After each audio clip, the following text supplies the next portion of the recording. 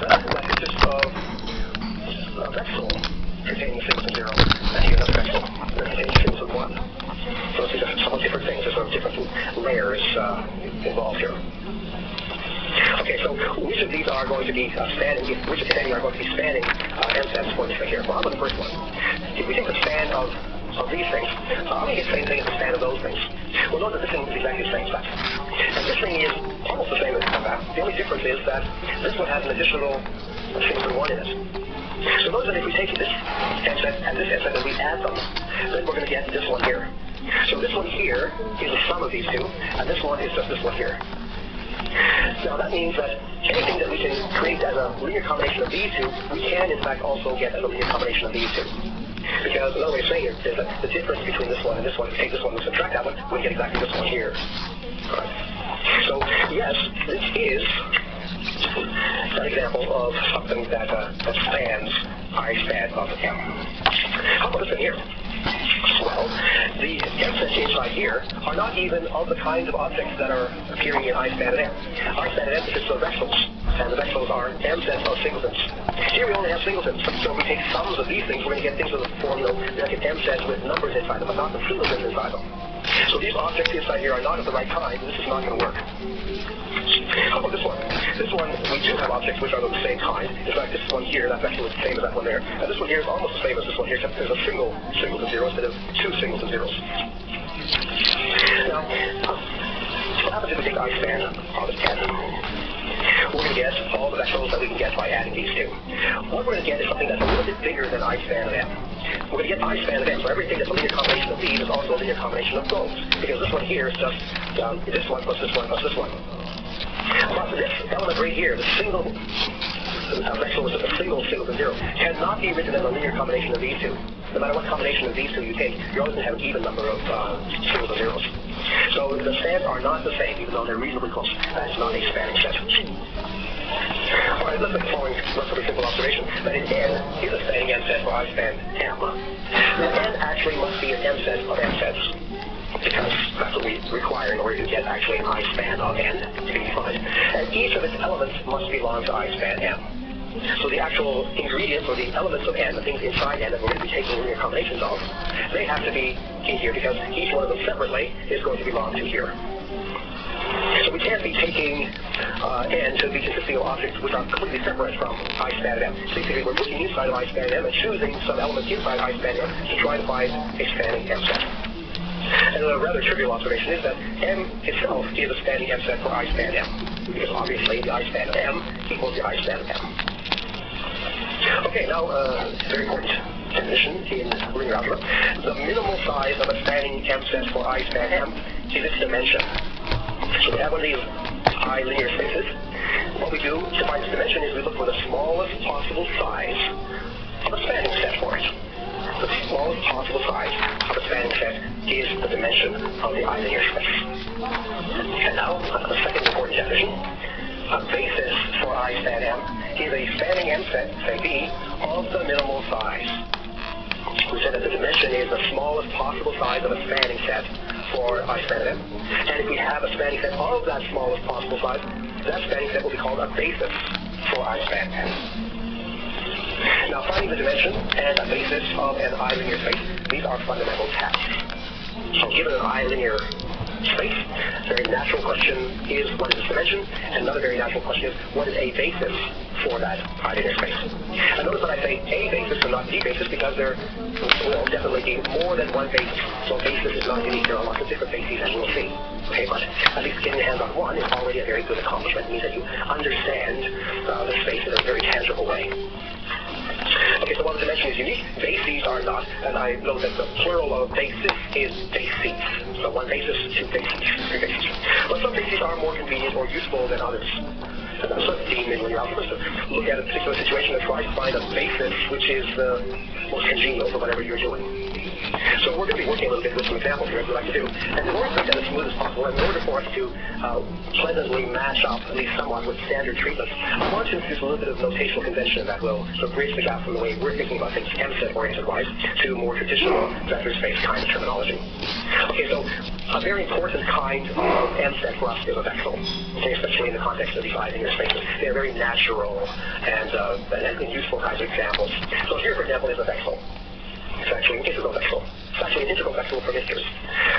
Let's have a look at it. Here's a singleton -1, there's another one of those, then there's 3 singleton zeros, and here's an anti-singleton 2. Okay, now we know that we can write this thing down alternatively in sort of a freeze notation by recording the number of 0 singletons into the central box, so we'll put a 3 there, and then 1 over to the left, that'd be the number of -1 singletons, 1 over to the right, the number of 1 singletons, which there aren't any, and over here this -1 represents the fact that we have a anti-singleton 2. Okay, so this is all very nice, okay, but using a green strip and these bars over it like that is suggestive, but it's not typographically always very convenient. So we want to have some alternatives. So naturally we want to write this also sort of in more traditional vector kind of form. But we now have a challenge that we have a much more flexible approach to vexels, right? So our vectors are not always starting at 1. This thing could be, anywhere we could have an element over here that we might be interested in, it's a bit more variable. But one way of encoding that is to write the coefficients down here and put some kind of marker down that tells us where the 0 spot or the 0 entry is. That's what we're doing with this box here. So if we can mimic that, then we're basically capturing the same information. So 2, 3, 0, -1, the same entry. We can put a box around that 3, alerting everyone to that's the 0 index, that's the 1 index, 2 index, -1 index, and so on. Boxes around things, maybe not always that easy if you type, so maybe an underscore is an alternative to that. Okay, so we could write 2, 3 with an underscore, 0, -1. And often when we're working with vectors, we like to actually put commas, because after all, these things are ordered, right? It's like a list. And so it's quite natural for us to put commas in here. This is sort of almost standard practice in certain contexts. So this looks awfully like an ordinary vector, except there's a little underscore under the 3. To us, that alerts us to the fact that this is actually the 0 index. Okay, the 0 index is denoted by that underscore there. So this is a convention that we could use that I think connects with the usual story, but reminds us that these kinds of things are still just representatives or ways of expressing this much more fundamental object, which is actually the vexel itself, which is a multi-set of singletons. Okay, but what about the situation where we have a vexel with only strictly positive singletons, where the index entries are starting 1, 2, 3, 4, and so on? For example, this one here, U. We have singleton 1, singleton 1, singleton 1, some anti-singleton 2s, and a singleton 4. The way we would ordinarily represent this in the freeze kind of situation is to put a box around the 0 place, and there's 0 singleton 0, so we'll put 0 there, and there's 3 singleton 1s, -2 singleton 2s, no singleton 3, and a single singleton 4. Okay, so to represent this using the notation that was just introduced, we would write a vector and put these numbers down with commas, and we put an underscore under that 0, alerting us to that that's the place where the 0 index is. Now, if we're in a situation where we don't have something with a 0 index, in other words, we don't have any 0 singletons in our vexel, then it's really just more like a traditional vector. Then let us agree that we'll drop that 0 with an underscore and just write 3 -2, 0, 1. Now it looks like a standard familiar vector that you're used to.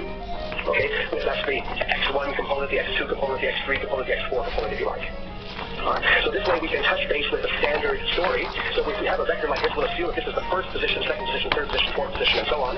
If we want to make sure that there's a 0 position, we'll denote it with a special underscore symbol somewhere. But if there's no such underscore, then we'll assume it's a kind of standard vector.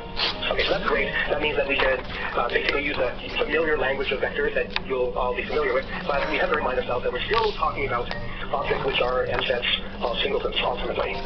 That's what the objects really are. Okay, so now we can look at an example, a very nice two-dimensional example that will illustrate some of these ideas about basis and dimension in a relatively familiar vector kind of notation using the conventions we just established. So let's look at I span of the vectors 2, 1, and -1, 3. Okay, so this is just a short form for a vexel. This is really the vexel, which is a multi-set consisting of singleton 1, singleton 1, and singleton 2. Okay, but we're not always going to say that. Here we think of having 2 vectors, and we can picture those vectors in the familiar way. There's vector 2, 1 in the plane, and there's vector -1, 3 in the plane. Okay, so what does the I span of this look like? Well, it looks like all possible combination. We've seen what that is. It's like a lattice, so the intersection of these various families of parallel lines. So all these red points here, these are the elements in this I span. So there's 2, 1, and there's -1, 3. It's also 1, 4. This would be 4, 2, and so on. Okay, so this one has dimension 2. Why is that? Well, because this in itself is a spanning set, or spanning M set. And it's not possible to find a standing m set with just one element. If we had just one element from one particular vector, then its I span would be just vectors that are only in that direction. We get a one-dimensional thing. This is a two-dimensional thing. You can see that visually, so it's not going to have a one-dimensional basis vector. So this actually is going to be a basis for this I span. And so the thing has dimension 2. So one basis is the m set that we have already to begin with, the m set consisting of vectors 2, 1, and minus 1 for each, given here in red. And I want to explore some other bases, okay, so to show you that bases are a little bit flexible. Okay, so moving from here to here, what have I done? I've kept this one the same, and I've just replaced this one with its negative. So this vector and this vector down here. So these two vectors would also span this same linear space. In other words, if we looked at all possible combinations of this vector and this vector, we would get exactly the same, because it's so obvious that this one is just negative of this one. So any integral combination of these is going to be an integral combination of those, just with the second coefficient negated.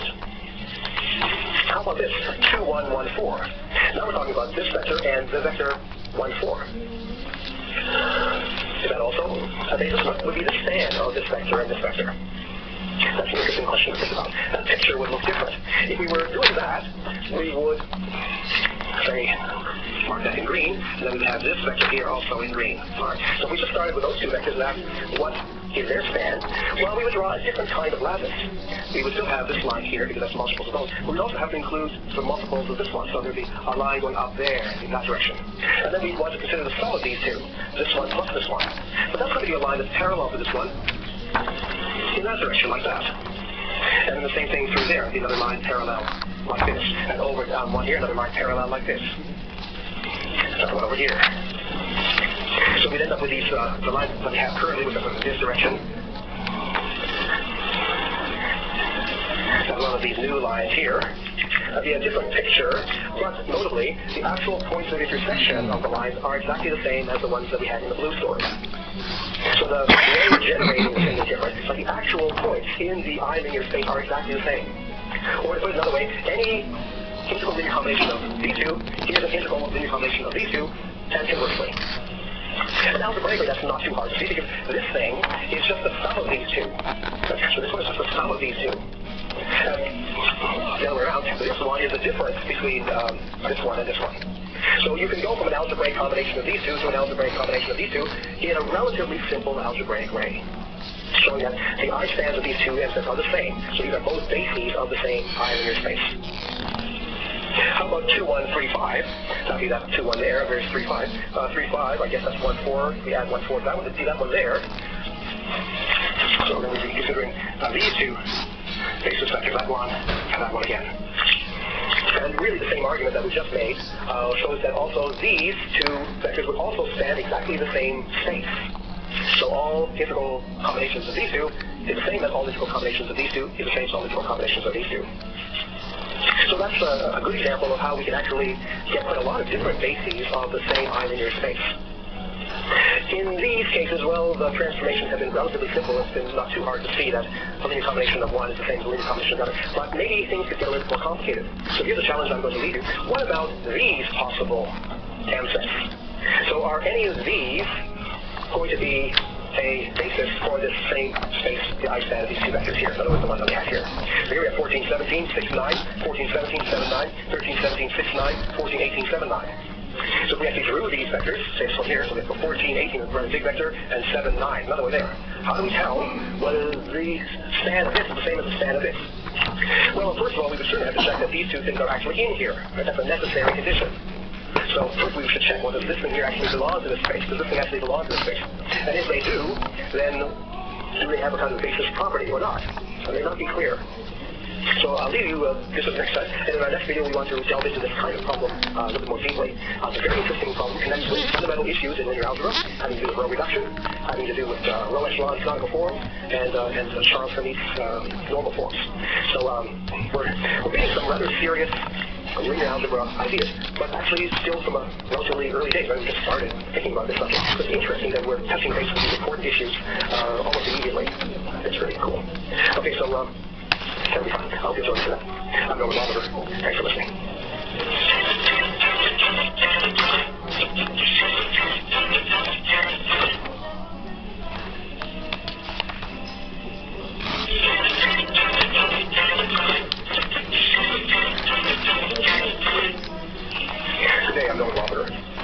the road here to developing some abstract algebraic objects. We're starting off with some pretty simple ones that are built up by generalizing the natural numbers, the integers, and the rational numbers, when we just look at the simplest operation of addition. So last time we talked about linear spaces over the natural numbers. Today we're going to move up to linear spaces over the integers, and later on down the road we'll look at linear spaces over the rational numbers. As we increase the complexity here, presently the theory of associated linear spaces becomes simpler. So we're going to see that today's theory is simpler than the one that we had for natural numbers, but it will not be quite as simple as the one that we ultimately get for rational numbers. But this one here still has independent interest and has actually quite a lot of applications in the modern world. Okay, so here's our main definition, and it's again based on our understanding of the world of M-sets, very powerful but flexible approach to data structures. So we're going to suppose that we have M-sets, say A, B, and C. And I'm going to choose 3 of them here for illustrative purposes. But in fact, we could have any number of them. So we could have 2 M-sets or 1 M-set, which is 0 M-sets, or we could have 4, 5, 6, many of them. All right? So let's just start with A, B, and C, and that's sort of representative. Okay, so then an integral linear combination of A, B, and C is an M-set of the form D equals KA plus LB plus MC, where K, L, and M, these coefficients now, are integers, while in our previous video they were natural numbers. So we are allowed to include negative combinations of M-sets. And we can do that because we have a theory of M-sets. We know how to set up taking differences of M-sets. We know how to take the negation of an M-set. Okay, that was what all our discussion of anti-operation was aiming towards. And we're going to say that in this case, D is in the I-span of A, B, C. So we introduce this term I-span, so that in the same line as M-set, the same spirit of integral linear combination, to flag that we have something integral going on here. And notice that we're taking the various M-sets that we started with and arranging them themselves in an M-set. And we might also call this thing the integral span of A, B, and C. So we say that D is in the integral span of A, B, and C when we want to emphasize the fact that we're working over the integers and not over the natural numbers. So it's very parallel to what we did last time, except that we're allowing integer coefficients here for our M-sets. So let's start off with a simple example. Suppose that A is 4 and B is 6. Now I remind you that officially the number 4 is actually an M-set. It's the M-set consisting of mark, mark, mark, mark. And similarly 6 is also an M-set. So these are potential building blocks for linear spans. Okay, so I claim that 10 is in the I-span of 4 and 6. And this would allow you to take linear combinations, integral linear combinations of 4 and 6, then 10 is included. And that's kind of obvious because 10 is equal to 4 plus 6. And this really is an M-set addition. That's how we define addition of natural numbers or integers. How about minus 8? Well, that's also in the I-span of 4 and 6. And the reason is because minus 8 can be written as minus 2 times 4. So it's really minus 2, there's the M-set 4, and I remind you that when we multiply M-set by minus 2, the 2 just doubles all the elements, and the minus sign takes the anti of all the elements. So instead of having 4 marks, we end up with 8 anti-marks. That is what the negative number minus 8 actually is. It's 8 anti-marks. So in this case here, the linear combination is just minus 2 times 4 and 0 times the other one, 0 times 6, which is allowed. How about 3? Well, 3 is not in the I-span of 4 and 6. That's not too hard to see because anything that's in the I-span of 4 and 6 has to be an even number because 4 and 6 are also even numbers. So any integral combination then is also going to be even, so 3 is not going to be included. Okay, so we can visualize then the I-span of 4 and 6 on a line because we're just talking about integers. And so here are integers, let's sum it up, and here I've shown you the elements of I-span 4, 6.